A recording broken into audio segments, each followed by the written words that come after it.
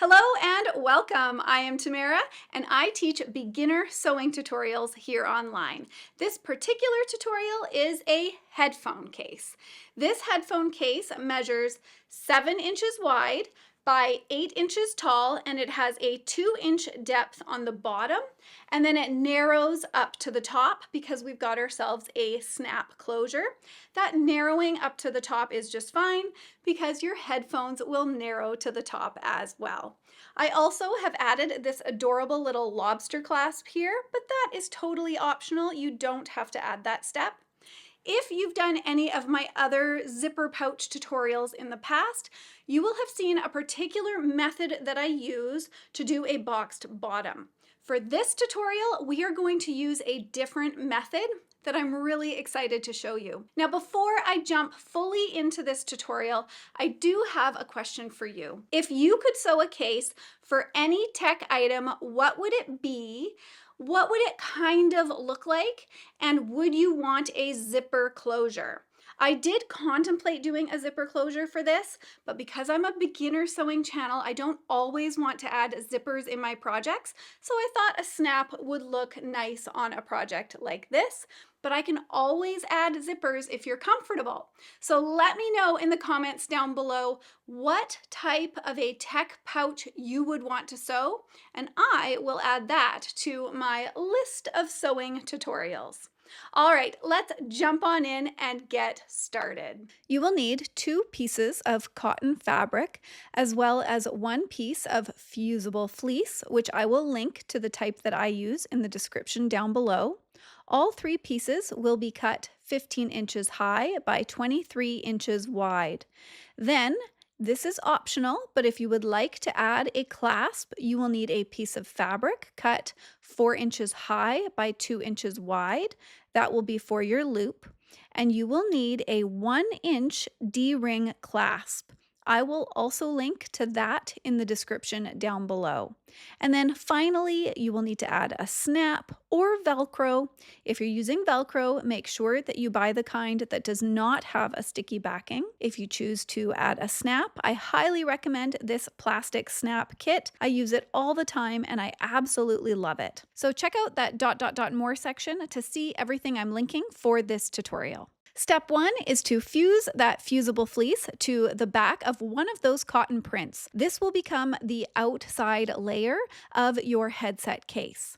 You also need to prep your little loop if you're choosing to add a clasp. Fold your loop in half along the long edge, and then take those short ends and fold them in towards that center fold.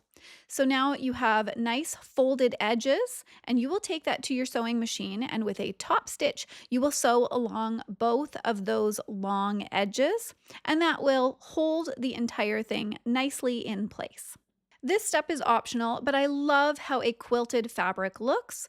So take the top fabric that you have the fusible fleece attached to and draw some lines. You can either use a water-soluble marking pen. I like to use my Hera marker for this.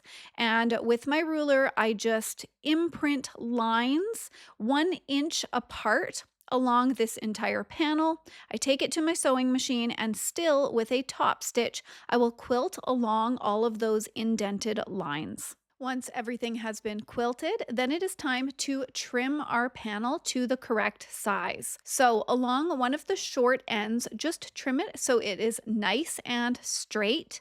And then you will trim the panel so that it is 22 inches high and 13.5 inches wide. Now, as you can see here, I do like my quilted lines to end up centered on my project. So I'm finding the center of this panel, folding it in half, and then I will trim it away so I can get that 13.5 inch width, but I can have that center quilted seam in the center of my project. Fold your panel right sides together along the long edge, and then clip along that long edge to hold everything neatly in place.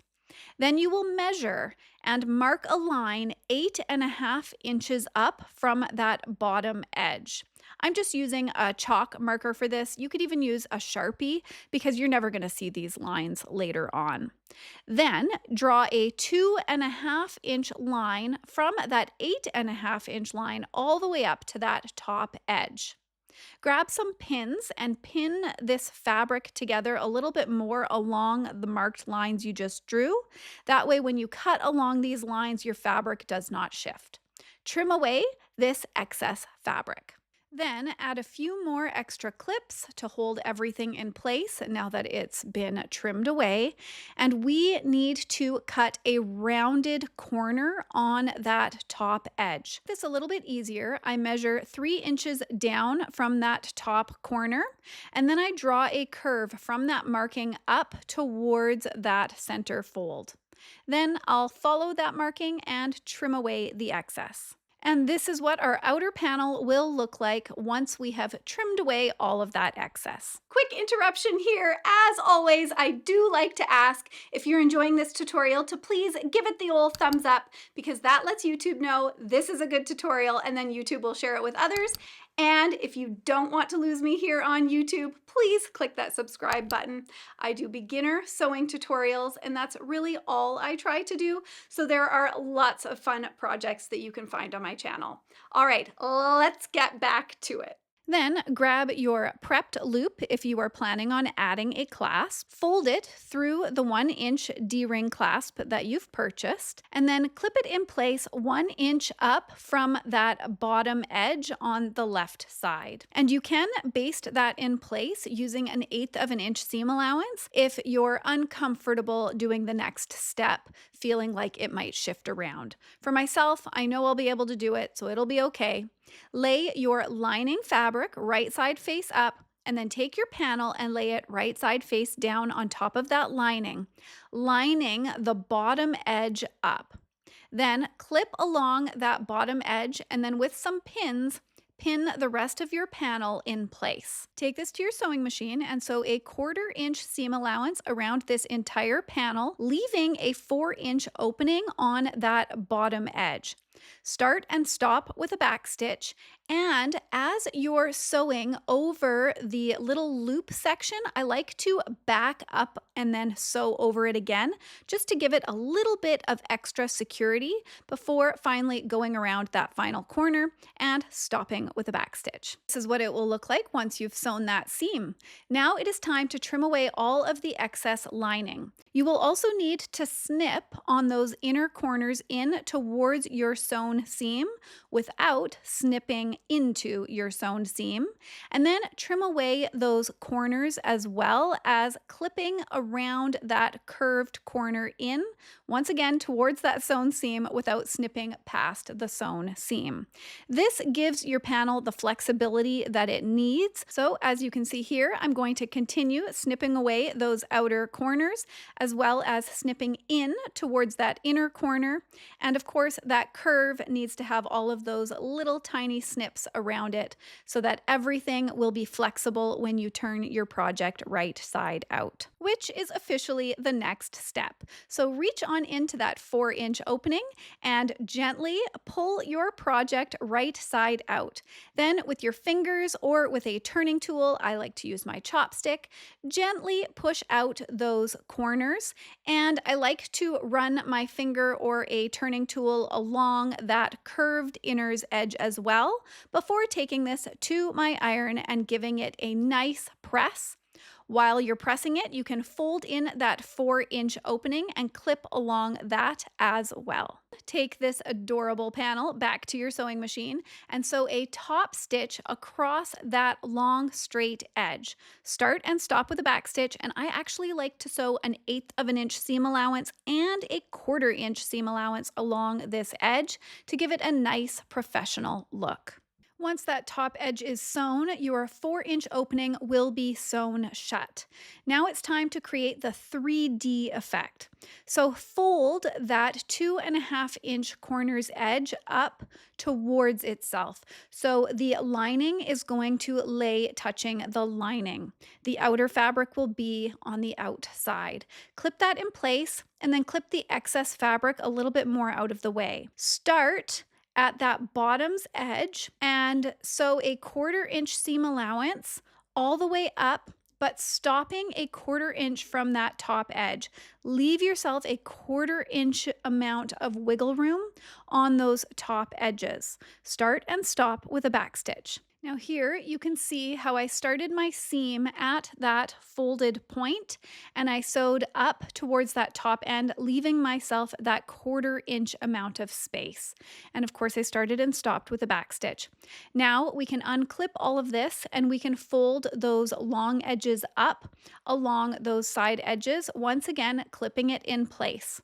You will once again sew a 1/4 inch seam allowance all the way up that side edge. Start where your seam ended in the corner. So as you can see here, when I fold up that little outer edge, you'll see I've got a little bit of extra space there. I'm going to start my seam right where that 1/4 inch seam allowance ended and go all the way up to the top edge. Stop with a back stitch and then do the same on the other side. Now, if you feel confident, you can actually sew both of these all at the same time. So you can start on one end, sew all the way up, go up and around that top curve, and then back down the other side. But if you are new to this, I recommend sewing both of those seams separately. And then once you've sewn it and everything looks straight, then you can take this back to your sewing machine and sew a 1/4 inch seam allowance around that top curved edge, just to give it a nice finished look as well. To finish giving this bag full structure, you will want to sew 2 more seams, one seam on either front folded edge. So as you can see here, I'm kind of laying that top edge along the back edge. I'm pinching it in place, throwing some clips along there. I'll do that on both sides. I'm not clipping it to the back of the pouch, but I'm just clipping the fold in place. Then I'll take it back to my sewing machine and I will sew a 1/4 inch seam allowance along that folded edge on both sides, starting and stopping with a back stitch, of course, and that will help the bag hold its shape and look a little bit more professional and a lot less floppy. And now that I've sewn those 2 front seams, as well as sewn a seam along that top curve, this is what your headphone case is going to look like so far. And we have one final step, and that is to add our snaps. Now, if you've never added snaps before, I do have a tutorial that I'm going to link in the description down below, and it walks through all of the steps in very good detail so that you can add your snaps to any project. But for this one in particular, I'm just going to show you that I fold over that top edge. I use the awl that comes with this kit, and I poke a hole through the center of the top fold. Then I'll take a Sharpie and I will poke through that hole towards the panel behind it. That way I can make a mark as to where I need to make my second hole. And then I will add the snaps into both of those pre-made holes, and you have officially made your headset case. And I am just so happy with how this headset case has turned out. I hope that you enjoyed sewing this headset case. And don't forget my question for you. Let me know in the comments down below what type of tech pouch you want to be sewing in the future so that I can work on a tutorial for you on that. I hope that you guys are having a wonderful day. Happy sewing, and I will see you next time. Bye for now.